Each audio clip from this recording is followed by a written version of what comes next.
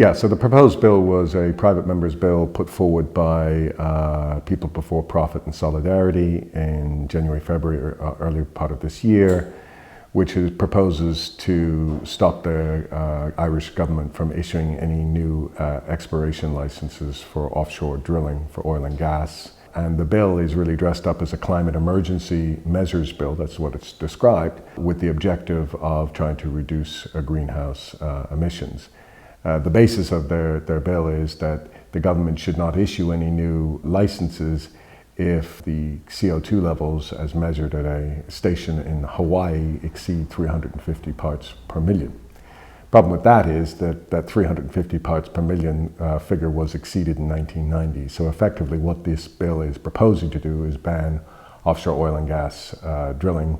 And as we'll talk about it makes absolutely no sense for Ireland to turn its back on its own hydrocarbon potential when we're importing from all over the world. Well, first of all, the first solution is acknowledgement that this bill will not actually deliver what it's proposed to do, which is a reduction in greenhouse emissions, because if Ireland doesn't develop its own natural resources, then we're importing from overseas. So we're importing through pipelines or LNG or oil tankers, etc. So bringing oil and hydrocarbon and gas to this country will increase our carbon footprint. So it's a bit disingenuous to say this is something that is dressed up and trying to reduce greenhouse emissions, when actually, if it was to be enacted, it would basically ensure that we actually increase our greenhouse emissions.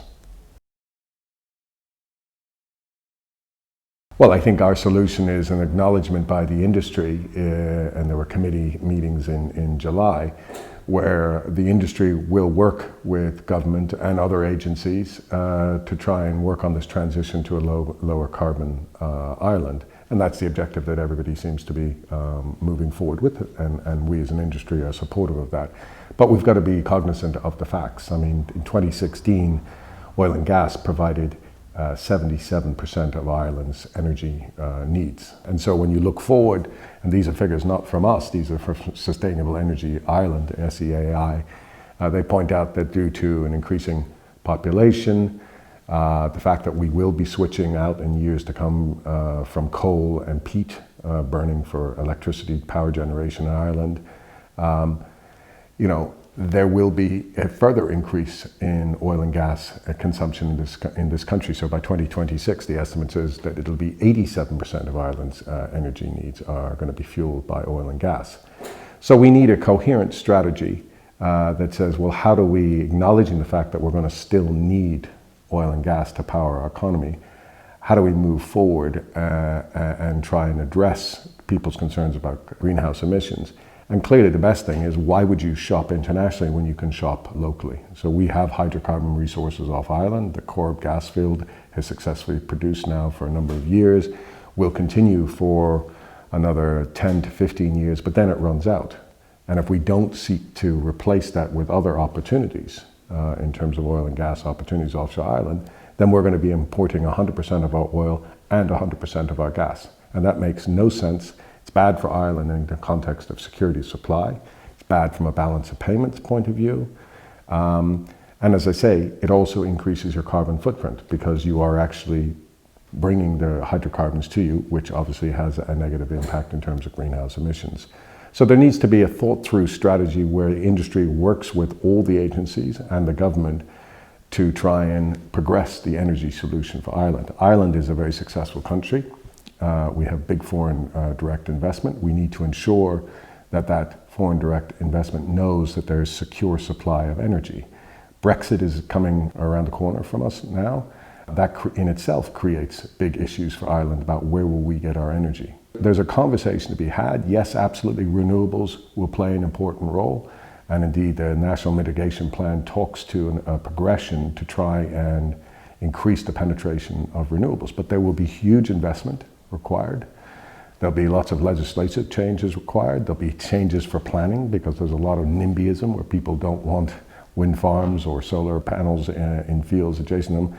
They'll be reinforcing the grid. So there's a lot of investment that's going to be required.